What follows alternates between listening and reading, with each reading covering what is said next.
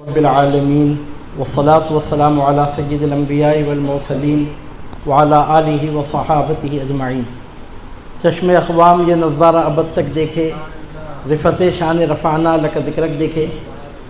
چشم اقوام یہ نظارہ ابد تک دیکھے، رفت شان رفعنا لک ذکرک دیکھے۔ قوت عشق سے ہر پست کو بالا کر دے، دہر میں اس میں محمد سے اجالا کر دے۔ صلی اللہ علی حبیبہ و نبیہ و رسولہ نبینا و سیدنا و مولانا محمد وعلی آلہ و صحبہ اجمعین۔ برادرم مکرم مولانا علی پاشا صاحب قبلہ، برادرم عزیزم مولانا رضوان پاشا صاحب، محترمی مکرمی مولانا احمد نقشبندی جنیدی مجددی قادری صاحب، محترمی مکرمی مولانا کاشف پاشا صاحب بندہ نوازی دامہ اقبالہ، جمیع معزز برادران ملت و حاضرین مجلس، بہت دیر سے آپ اس مبارک مقدس محفل میں حاضر ہیں اور عشاء کی نماز کا وقت بھی اب اس بات کا تقاضا کرتا ہے کہ ہم ایز ارلی ایز پاسبل نماز عشاء ادا کریں، تو چند منٹ کے لیے بطور حصول سعادت میں آپ کے سامنے چند منٹ کے لیے ٹھہرا ہوا ہوں۔ جشن میلاد النبی صلی اللہ علیہ وسلم کی جو خوشیاں اہل سنت و جماعت میں منائی جاتی ہیں، اس میں کوئی شک نہیں ہے، اس میں کوئی دو رائے نہیں ہے کہ یہ صرف اور صرف اہل سنت و جماعت کی ہی پہچان ہے، اور دوسرے کسی مسلک کے ماننے والے، کسی عقیدے کے ماننے والے اور دیگر فرقوں سے تعلق رکھنے والوں کا اس سے کوئی تعلق نہیں ہے۔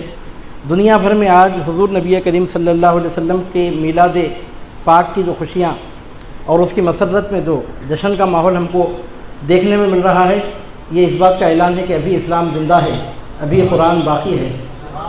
یا دعائیہ الفاظ میں ہم یہ کہہ سکتے ہیں کہ خدا اہل سنت کو آباد رکھے، محمد کا میلاد ہوتا رہے گا۔ اور یہ میلاد کب تک ہوتا رہے گا؟ عزیزان محترم، جب تک سرکار غوث پاک کا ہرا جھنڈا لہرایا جاتا رہے گا، اس وقت تک آپ کے جد کریم کے میلاد مبارک کی خوشیاں منائی جاتی رہیں گی، کیونکہ حضور نبی کریم صلی اللہ علیہ وسلم کی میلاد مبارک سرکار غوث پاک رضی اللہ تعالیٰ عنہ جس انداز میں منایا کرتے، اور آج تک وہ جو تسلسل اہل سنت و جماعت میں جاری و ساری ہے، انشاءاللہ تعالیٰ صبح قیامت تک جاری و ساری رہے گا۔ اس ضمن میں صرف ایک دو باتیں میں آپ کے سامنے عرض کر رہا ہوں۔ قرآن مجید کی آیت کریمہ کے حوالے سے اللہ رب العزت ارشاد فرماتا ہے، اعوذ باللہ من الشیطان الرجیم، قل بفضل اللہ وبرحمتہ فبذلک فلیفرحوا ھو خیر مما یجمعون۔ اے حبیب پاک صلی اللہ علیہ وسلم، آپ ارشاد فرما دیجئے کہ اللہ کے فضل، اس کی رحمت پہ لوگوں کو اسی پر خوشی منانی چاہیے، اور یہ ان کے لیے اس سے بہتر ہے جو انہوں نے جمع کر رکھا ہے۔ اللہ رب العزت نے اس آیت مبارکہ میں دو چیزوں پر خوشی منانے کا حکم دیا، اللہ کے فضل پہ، اللہ کی رحمت پہ، لیکن انداز بیان ایسا ہے کہ یہ نہیں فرمایا گیا کہ اللہ کے فضل، اس کی رحمت پہ خوشی مناؤ، بلکہ فرمایا کہ اللہ کے رحمت اور اس کے فضل پر ہی خوشی مناؤ۔ قل بفضل اللہ وبرحمتہ، اللہ کا فضل، اس کی رحمت، فبذلک، آپس اسی پر، اسی بات پر، فلیفرحوا، ایمان والوں کو خوشی منانا چاہیے۔ اگر ایمان والے خوشی مناتے ہیں، ظاہر سی بات ہے کہ خوشی منائیں یا دین کا، دنیا کا کوئی کام کریں، تو دو چیزوں کا خرچہ کرنا پڑتا ہے، ایک تو مال کا اور ایک تو وقت کا۔ وقت خرچہ کیے بغیر کوئی کام نہیں ہو سکتا، اور کئی کام تو ایسے ہوتے ہیں جس میں وقت کے ساتھ مال بھی خرچ کرنا پڑتا ہے۔ تو جب ہم اللہ کے فضل پر، اللہ کی رحمت پر خوشی منائیں گے، تو ظاہر سی بات ہے کہ اس پر ہمارا وقت تو خرچ ہوگا ہی ہوگا، ساتھ میں مال بھی خرچ ہوگا۔ تو ایسی صورت میں جب مال خرچ ہوگا تو یہ مال کا خرچ کیا مناسب ہے؟ تو اس کے بارے میں فرمایا جا رہا ہے کہ ہوا خیر مما یجمعون، جو تم جمع کر کے بینک بیلنس کی شکل میں رکھتے ہو، مطلب تفسیر نہیں بولوں میں، اس کی وضاحت ہے یہ۔ ما یجمعون کا مطلب تفسیر تو مفسرین بیان فرماتے ہیں کہ کافر جو مال جمع کر کے رکھتے ہیں، اس سے وہ بہتر ہے جو مسلمان اللہ کے فضل، اللہ کی رحمت پر خرچ کرتے ہیں خوشی منانے کے لیے۔ تو یہاں سے معلوم ہوتا ہے کہ اللہ کے فضل اور اللہ کی رحمت پر خوشی مناتے وقت مال خرچ کرنے سے روکنا، یہ ایمان والوں کا طریقہ ہی نہیں ہے۔ اللہ تعالیٰ فرماتا ہے ہوا خیر مما یجمعون، وہ ان کے لیے بہتر ہے اس سے جو جمع کر کے رکھے ہیں۔ اور مفسرین فرماتے ہیں کافروں کے اس مال سے بہتر ہے یہ جو کافروں نے اپنے خزانوں میں جمع کر کے رکھا ہے۔ اب سوال یہ پیدا ہوتا ہے اگر کوئی ایسا نہیں کرتا تو کیا کافر ہو جاتا ہے؟ کافر نہیں ہوتا، کافروں کے جیسا ہو جاتا ہے۔ من ترک الصلاۃ متعمدا فقد کفر، جس نے جان بوجھ کر نماز ترک کی تو کافر ہو گیا۔ تو اس کی تعبیر یہی کی جاتی ہے کہ اس نے کافروں کے جیسا کام کیا۔ تو عزیزان محترم، اب یہاں سوال پیدا ہوتا ہے کہ اللہ رب العزت کے فضل سے مراد کیا ہے؟ اللہ رب العزت کی رحمت سے مراد کیا ہے؟ تو اس ضمن میں مفسرین نے کئی اقوال نقل کیے ہیں، ان میں سے قول یہ ہے کہ ان فضل اللہ العلم ورحمتہ محمد، کہ اللہ رب العزت کے فضل سے مراد علم ہے اور اللہ کی رحمت سے مراد حضور نبی کریم صلی اللہ علیہ وسلم کی ذات گرامی ہے۔ اور قرآن کی تفسیر جو قرآن سے ہوتی ہے وہ سب پر مقدم ہے، اور اللہ تعالیٰ نے ہمارے حضور نبی کریم صلی اللہ علیہ وسلم کے لیے رحمت کا ایسے انداز میں ذکر فرمایا کہ انبیاء، صدیقین، شہداء، صالحین میں سے اللہ کی پوری مخلوق میں سے کسی کے لیے شان رحمت کا ویسا ذکر نہیں کیا گیا جیسا کہ حضور نبی کریم صلی اللہ علیہ وسلم کے لیے رحمت للعالمین کہہ کے اللہ رب العزت نے آپ کی رحمت کا ذکر فرمایا۔ تو مفسرین فرماتے ہیں کہ اللہ کے فضل سے مراد ایک تفسیر کے مطابق علم ہے، اور اللہ کی رحمت سے مراد حضور نبی کریم صلی اللہ علیہ وسلم کی ذات گرامی ہے۔ بعض مفسرین نے کہا کہ اللہ کے فضل سے مراد اسلام ہے اور اللہ کی رحمت سے مراد قرآن مجید ہے۔ بعض کہتے ہیں کہ اللہ کے فضل سے مراد قرآن ہے اور اللہ کی رحمت سے مراد اللہ تعالیٰ کا سینوں میں قرآن کو محفوظ کر دینا یہ ہے۔ بعض فرماتے ہیں کہ اللہ کے فضل سے مراد اسلام ہے اور اللہ کی رحمت سے مراد اسلام کے ذریعے دلوں کو اللہ رب العزت نے جو سجایا سنوارا وہ مراد ہے۔ بعض فرماتے ہیں کہ اللہ کے فضل سے مراد قرآن ہے، اس کی رحمت سے مراد قرآن ہے۔ بعض نے کہا کہ اللہ کی فضل اور اس کی رحمت سے مراد قرآن مجید ہے۔ آپ اس میں جو دیکھیں گے اس کے خلاصے کے طور پہ جو بات ہمارے سامنے آتی ہے وہ یہی ہے کہ اللہ کی رحمت سے مراد قرآن ہے، علم ہے۔ اللہ کے فضل اور اللہ کی رحمت سے مراد اسلام ہے، قرآن ہے، علم ہے، حضور نبی کریم صلی اللہ علیہ وسلم کی ذات گرامی ہے۔ عزیزان محترم، ان تمام اقوال پر ہم جب نظر ڈالتے ہیں تو نتیجے کے طور پر جو بات ہمارے سامنے آتی ہے وہ یہی ہے کہ قرآن بھی ہم کو ملا تو براہ راست ہم پہ نازل نہیں ہوا، بہرحال حضور نبی کریم صلی اللہ علیہ وسلم کے ذریعے سے ہی ملا۔ اگر سرکار پاک صلی اللہ علیہ وسلم کی زبان مبارک پر بھروسہ اٹھا لیا جائے تو قرآن کی ایک آیت کے لیے قیامت کی صبح تک ثابت نہیں کیا جا سکتا کہ پھر وہ قرآن ہے۔ قرآن کا قرآن ہونا حضور نبی کریم صلی اللہ علیہ وسلم کے بتانے سے معلوم ہوا۔ اب علم اگر مراد لیا جائے تو یہاں پر علم سے مراد وہی علم ہے جو حضور نبی کریم صلی اللہ علیہ وسلم نے اپنی امت کو عطا فرمایا، کتاب کے ساتھ جو آپ نے کتاب کی تعلیم فرمائی، یعلمہم الکتاب، جو آپ کی شان ہے، وہ بھی حضور نبی کریم صلی اللہ علیہ وسلم کے ذریعے ملنے والی چیز ہے۔ آپ اسلام لے لیجئے، آپ قرآن مراد لے لیجئے، آپ اسلام اور قرآن کو بھی اگر مراد لیتے ہیں تو بہرحال وہ بھی حضور نبی کریم صلی اللہ علیہ وسلم سے ہی ملنے والی چیز ہے۔ اس کا خلاصہ ہی نکلتا ہے کہ حضور نبی کریم صلی اللہ علیہ وسلم کی ذات گرامی اور سرکار پاک صلی اللہ علیہ وسلم کی آمد مبارک کی خوشی میں آپ سے نسبت رکھنے والی کسی بھی چیز پر، کسی بھی بات پر مسلمان اپنا وقت یا اپنا مال خرچ کرتے ہیں تو یہ ان کے لیے دنیا اور آخرت میں بہت بڑی سعادت کا سبب ہے، بلکہ انشاءاللہ تعالی یہ باعث نجات بھی ہے۔ اب آخری بات بول کے میں اپنی بات کو تکمیل تک پہنچا رہا ہوں۔ سوال یہ پیدا ہوتا ہے کہ جو میلاد النبی کی جو محفلیں منعقد کی جا رہی ہیں، اس انداز میں جو محفلیں ہوتی ہیں یا روشنی کا اہتمام ہوتا ہے، اطعام طعام کیا جاتا ہے، ہدیے تحفے نذرانے پیش کیے جاتے ہیں علماء کو، شعراء کو، نعت خوانوں کو، اور اطعام طعام کا انتظام کیا جاتا ہے، کچھ کھلانے پلانے کا انتظام کرتے ہیں، یا پھر اس کے علاوہ روشنی کا بطور خاص اہتمام ہوتا ہے، محفلیں منعقد کی جاتی ہیں، تو اس ضمن میں اپنی طرف سے کچھ نہیں کہوں گا۔ آج کل لوگ کسی نہ کسی کو کوٹ کر کے بات کرتے ہیں، وہ مناسب طریقہ بھی ہے، تو میں آپ کے سامنے ایک حوالہ دے کے بات کوٹ کر رہا ہوں۔ یہ بات میں اس سے پہلے بھی عرض کر چکا ہوں، ریپیٹ کر کے اپنی بات کو ختم کر رہا ہوں آج کے لیے۔ ہندوستان میں امام المحدثین فی الہند، امام العلماء فی الہند حضرت شیخ عبدالحق محدث دہلوی قدس اللہ تعالیٰ سرہ العزیز نے نقل فرمایا ہے کہ علامہ ابن الجوزی جو حضور سرکار غوث پاک رضی اللہ تعالیٰ عنہ کے دور کے بزرگ ہیں، اور علامہ ابن الجوزی ایک ایسے عالم ہیں کہ جنہوں نے قرآن مجید کی تفسیر، ایک ایسی لاجواب تفسیر لکھی ہے کہ جمع الاقوال میں وہ تفسیر لاجواب ہے، بہت بڑے مفسر ہیں، اور پھر وہ اتنے بڑے مورخ ہیں کہ تاریخ پر ان کی لکھی گئی کتاب one of the main sources, one of the main references میں سے بہت بڑے مورخ بھی ہیں۔ لوگوں میں ایک بات پھیلا دی گئی ہے کہ فلاں زمانے کا کوئی بادشاہ تھا، اس نے میلاد النبی صلی اللہ علیہ وسلم کی خوشیاں منانے کا آغاز کیا اور وہیں سے سلسلہ چل پڑا، اور لوگ کیا کرتے ہیں کہ بغیر تحقیق کے بات کو تسلیم کرتے ہیں، یا بعض وقت جھوٹ، اتنی مرتبہ کوئی جھوٹی بات کہی جاتی ہے کہ لوگ اس کو صحیح سمجھنے لگتے ہیں۔ ارے جب حضور نبی کریم صلی اللہ علیہ وسلم کی احادیث مبارکہ کو سند کی تحقیق کے بغیر قبول نہیں کیا جاتا تو کوئی بھی مورخ کچھ بھی لکھ دیا تو اس کی بات کو کیا بغیر تحقیق کے ماننا ضروری ہے۔ عزیزان محترم، علامہ ابن الجوزی کو کوٹ کرتے ہوئے حضرت شیخ عبدالحق محدث دہلوی فرماتے ہیں کہ علامہ ابن الجوزی نے لکھا، شیخ عبدالحق محدث دہلوی کا زمانہ 400 سال پہلے کا، علامہ ابن الجوزی کا زمانہ تو 900 سال پہلے کا، قریب 850 سال پہلے کا۔ سرکار غوث پاک کی مجلسوں میں حاضر ہوا کرتے تھے، تو علامہ ابن الجوزی 900 سال پہلے کے بزرگ وہ لکھ رہے ہیں، کوٹ کون کر رہے ہیں؟ شیخ عبدالحق محدث دہلوی۔ تو فرماتے ہیں، علامہ ابن الجوزی فرماتے ہیں، شیخ عبدالحق نقل کر رہے ہیں، فرمان کس کا ہے؟ علامہ ابن الجوزی کا، جو خیر سے ایک بہت بڑے مورخ ہیں، حضرت سیدنا آدم علیہ السلام کے زمانے سے ان کے زمانے تک کے تمام لوگوں کی انہوں نے تاریخ لکھی ہے باقاعدہ. تو تاریخ پر ان کی بہت گہری نظر ہے. مفسر ہونے کے ساتھ وہ بڑے مورخ بھی ہیں. علامہ ابن الجوزی فن تاریخ کے ائمہ میں سے شمار ہوتے ہیں. ان کو کوٹ کرتے ہوئے شیخ عبدالحق لکھتے ہیں کہ علامہ ابن الجوزی نے لکھا، علامہ ابن الجوزی فرماتے ہیں کہ قدیم زمانے سے یہ طریقہ ہے. ان کا زمانہ خود 900 سال قدیم ہے. سرکار صلی اللہ علیہ وسلم کے زمانے مبارکہ میں ان کے زمانے میں 5 صدیوں کا فرق ہے.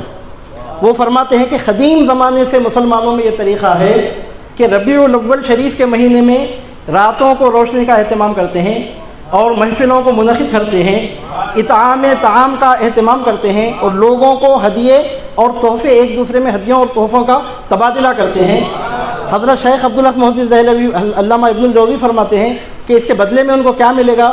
تو فرماتے ہیں کہ نہیں کہا جا سکتا کہ اس کے بدلے میں ان کو یہ چیز ملے گی وہ چیز ملے گی، کیونکہ اس کا تعلق حضور نبی کریم صلی اللہ علیہ وسلم کی ذات گرامی سے ہے، اور سرکار پاک صلی اللہ علیہ وسلم کی ذات گرامی سے کوئی ایک خیر وابستہ نہیں ہے، ہر خیر سرکار کی ذات گرامی سے وابستہ ہے.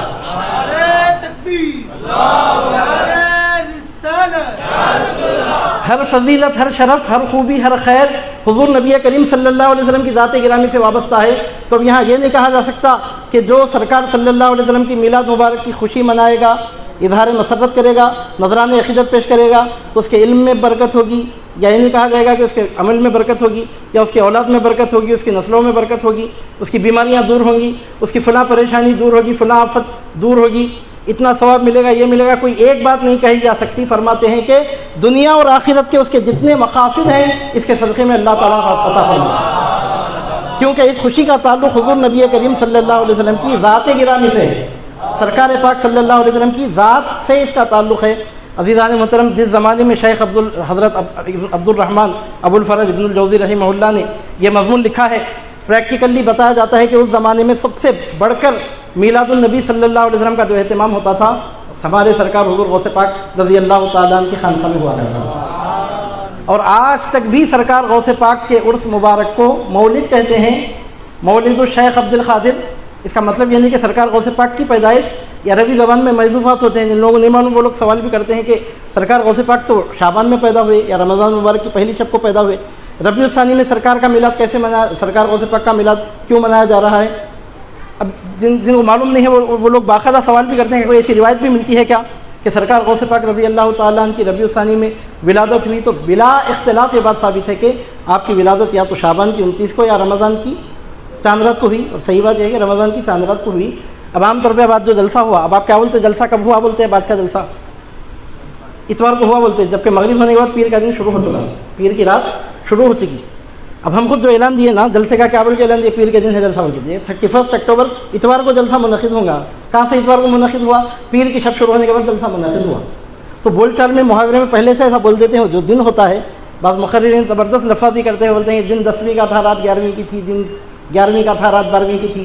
تو مطلب حقیقت یہی ہے کہ 11ویں سے مراد وہاں پر 12ویں ہے. اور خود بغداد شریف میں حضور پیران پیر رضی اللہ تعالیٰ عنہ کے 11ویں شریف کہ جو تقریبات جو پیک پہ پہنچتے ہیں، جو 11ویں شریف کا جو مین ٹائم ہوتا ہے وہ 11ویں تاریخ گزرنے کے بعد 12ویں شب لگنے کے بعد آپ سمجھیے کہ 11ویں شریف کے تقریبات اپنے پورے عروج کو پہنچ جاتے ہیں. تو عزیزان محترم، سرکار غوث پاک رضی اللہ تعالیٰ عنہ نے کس طور پہ حضور نبی کریم صلی اللہ علیہ وسلم کا میلاد مبارک منایا ہے، یہی ہمارے سامنے آج بھی پریکٹیکل ثبوت اس کا موجود ہے کہ دنیا کی ہر درگاہ میں وہاں کے بزرگ کا عرس ہوتا ہے، لیکن میرے پیر غوث اعظم دستگیر کی درگاہ میں ان کا عرس نہیں ہوتا، ان کے جد کریم کی میلاد منائی جاتی ہے. اب رہا معاملہ یہ مولد الشیخ عبد القادر، تو یہ کیا اردو انگلش سمجھ رہے ہیں آپ؟ عربی زبان میں محذوفات ہوتے ہیں. مولد الشیخ عبد القادر کا مطلب مولد من الشیخ عبد القادر، مولد فی حضرت شیخ عبد القادر، عربی زبان میں محذوفات ہوتے ہیں.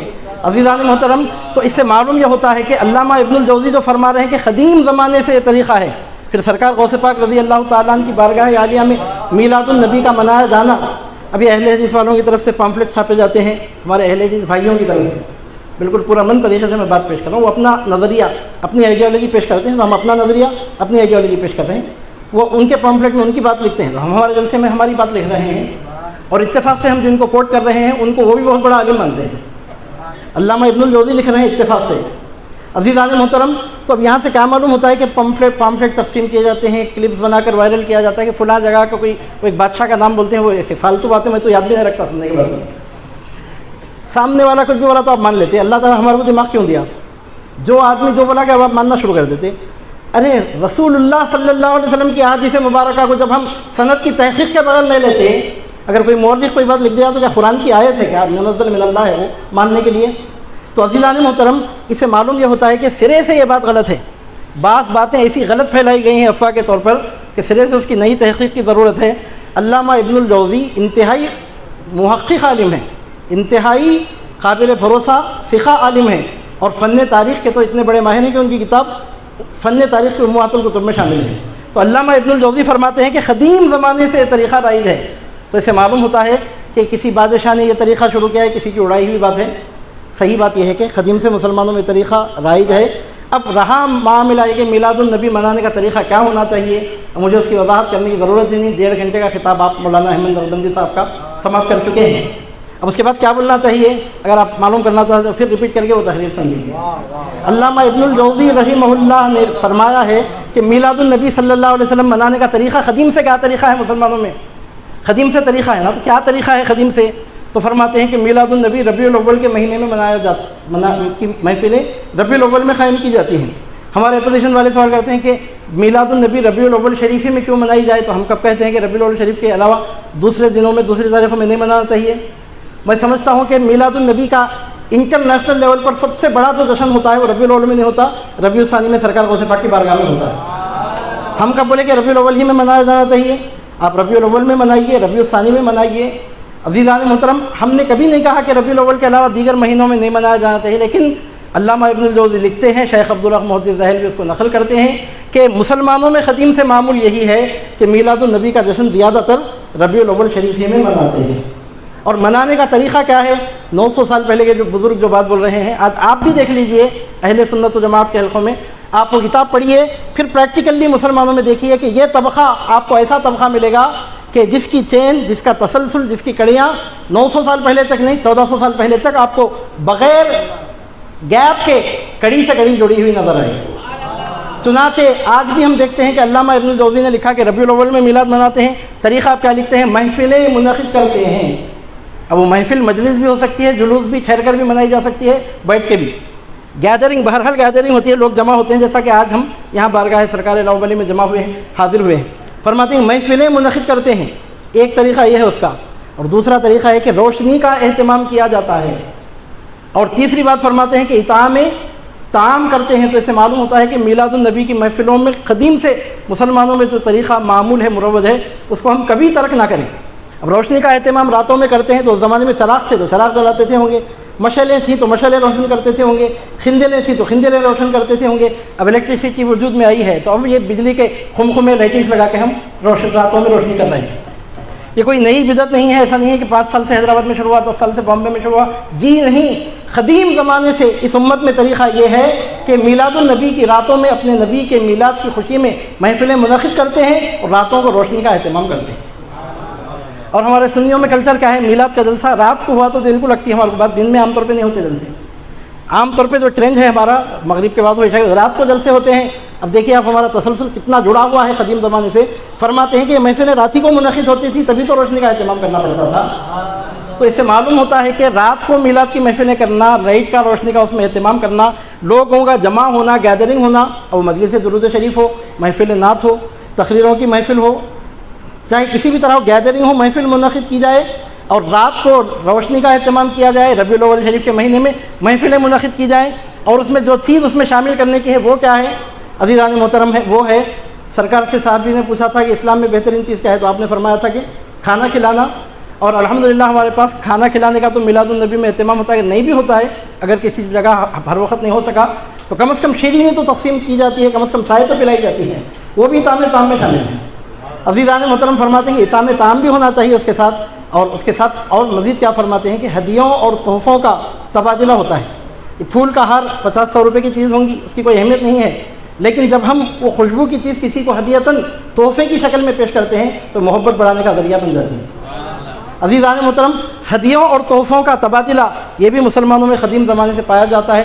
اب اطعام طعام کی بات آ رہی ہے تو بس یہ بول کے میں اپنی بات ختم کر رہا ہوں کہ میلاد النبی صلی اللہ علیہ وسلم کی محفل سب سے بڑے پیمانے پہ 11ویں شریف میں سرکار غوث پاک کے روضہ انور میں منعقد ہوتی ہے، اور میلاد النبی کی خوشی میں مولد النبوی کی خوشی میں جو لنگر کا کھانے کا کھلانے کا جو اہتمام ہوتا ہے، حضور پیران پیر غوث اعظم دستگیر رضی اللہ تعالیٰ عنہ کے روضہ انور میں جا کے آپ دیکھیے کہ 12 دن 15 دن 17 دن کس طرح کھانا کھلانے کا اہتمام کیا جاتا ہے۔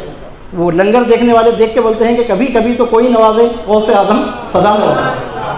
خدا اہل سنت کو آباد رکھے، محمد کا میلاد ہوتا رہے گا۔ صلی اللہ علیہ وآلہ وصحبہ وسلم، وآخر دعوانا الحمد للہ رب العالمین۔